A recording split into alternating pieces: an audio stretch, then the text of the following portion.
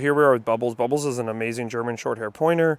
She's been here for just a short time, only a little bit more than a week, and she's done incredibly well. Good. She's one of those dogs that, good, if you do the training properly, especially if you use training tools like the prong collar, remote collar, a halty, even a slip lead, you're going to get a lot of results from the dog. And same thing, if you use treats or use a toy in the training process, you're going to get a lot of results. Good. So what I want to do is just kind of narrate my process of working through the prong collar with this particular dog. This is a bird dog. Sit. Good. And she has high food motivation. So when you have dog with crazy food motivation like this, where she's literally getting out of a sit because she wants the pouch, there's some things you want to think about when you're doing the training. Okay. And good. One thing to think about is the importance of explaining to the dog, hey, when I pay you and I reward you, I'm not releasing you from the command. So, good, I'm going to give you food, you're holding your sit position, but you're still to maintain in your sit. You need to stay in your sit position. Good.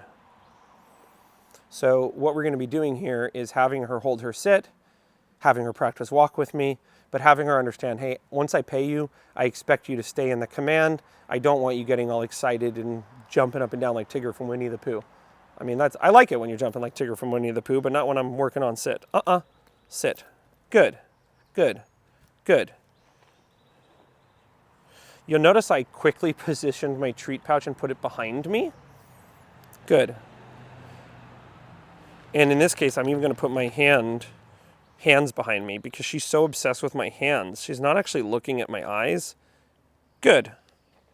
So I'm just going to get that one idea down. That like, hey, when I say good and I reach in here and I get food to feed you, you're making contact with my eyes. Good. And when I say that word good, sit, good. The dog knows that I'm paying them for looking at my eyes. No.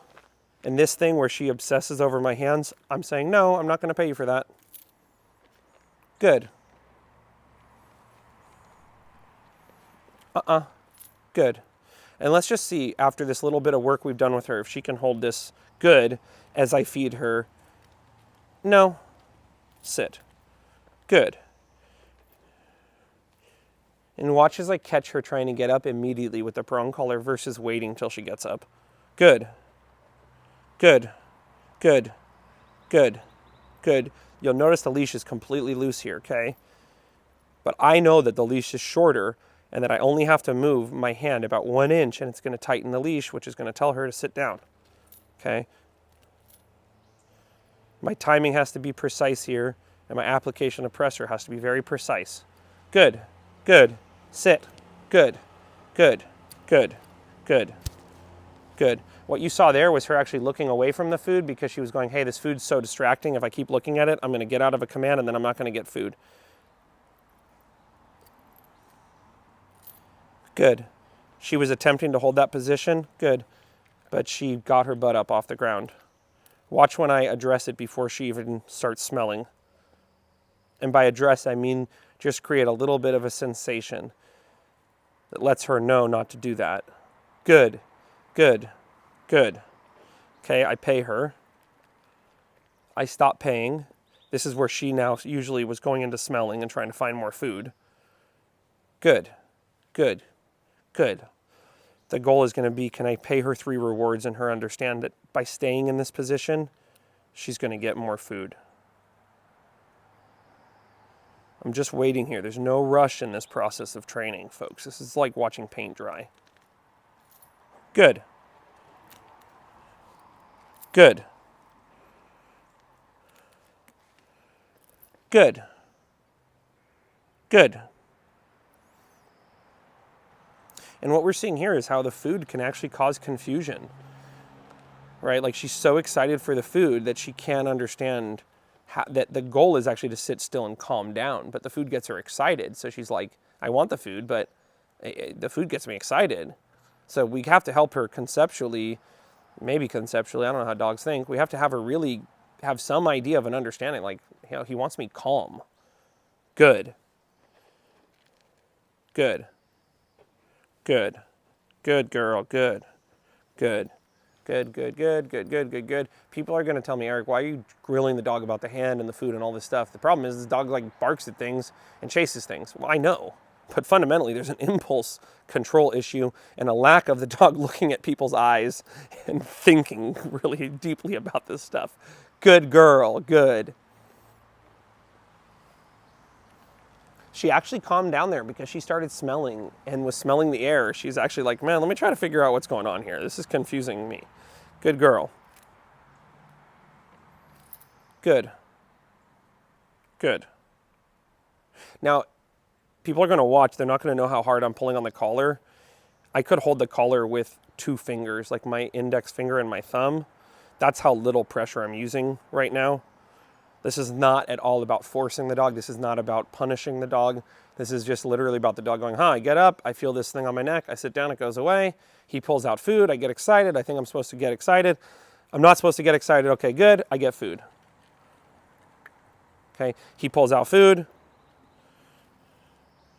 He wants me to stay in the command to get the food. I'm thinking about getting out of the command. I should go back into the command, put my all 4 on the ground. Good, he's gonna give me the food. So believe it or not, folks, like this is a session with this dog. It seems so simple, but the reality is it's simple on purpose. Dogs are very simple-minded creatures. And if the training goes too fast, they're not going to understand what we're saying, and we're going to start blaming the dog and going, oh my God, they're dumb, they're stubborn. You know, in reality, like they don't understand. I mean, the most challenging dog I've ever had, I look back, 8 years ago, and I just go, that was just a dog that was super, super, super confused and still gets confused. Good, good girl. So we end on this note. Do you see how she's looking at me going, hey, can we train more? This is kind of interesting to me. Like, she still wants kibble. She's still very much here. She's not stressed. Break. And what I'll do to end the session with her is just sprinkle some kibs and just let her forage a little bit. And then maybe now I'll even just let her roam a little bit on a loose leash, kind of explaining to her, hey, look, sometimes I'm going to need you to hold it down or a sit for some extended period of time. But afterwards, when that period of time has passed, you'll be able to get up and do whatever you want. So when I end a session, I typically either going to let the dog have freedom as a reward and let them do their own thing, or after the session, I'm going to put them away, put them in their crate, put them somewhere calm so they have time to practice, processing what we just went over. Good. You'll notice when I tugged on the leash, and this is the last thing I'm going to say, I didn't say the dog's name. Okay, and the reason I didn't say her name is I didn't know if she was actually going to listen or not. There was a distraction there she's trying to get. Good. And so I didn't want to say Bubbles or leave it and then have her fail at responding properly. So this would be a great dog if somebody wanted to do nose work with. This dog would go crazy for scent detection and nose work. Hey. Okay, good. Good. Good. And just out of curiosity, let's see how that went right here. Going from this explorative, obsessive smelling phase where you could see she was like obsessively smelling to now bringing her attention back to me and going, I actually have an entire pouch of kibble here. You're trying to find one piece on the ground. I have 300 right here. Good. Good. And let's see if she can make that decision on her own to go, rather than look back over there at all the food on the ground, I'm going to look at him. And if this is all not going well, I'm going to end the session right now. But I can see from the affect and the way her ears are shifted and the way her head's looking. Good girl. I'm going to give one huge reward. Good. I don't even care that she got up there.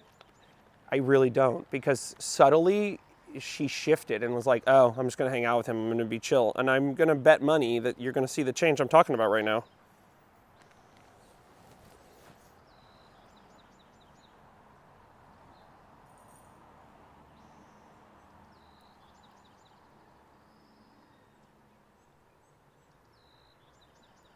Good. Oh, no.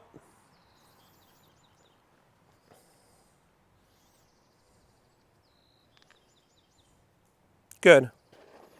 No. Good. Good. Good.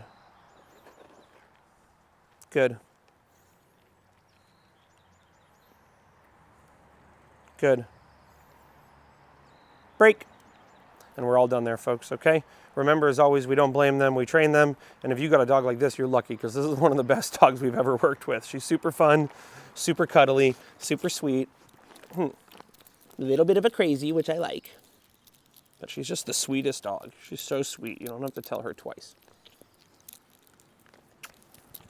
Yes, huh?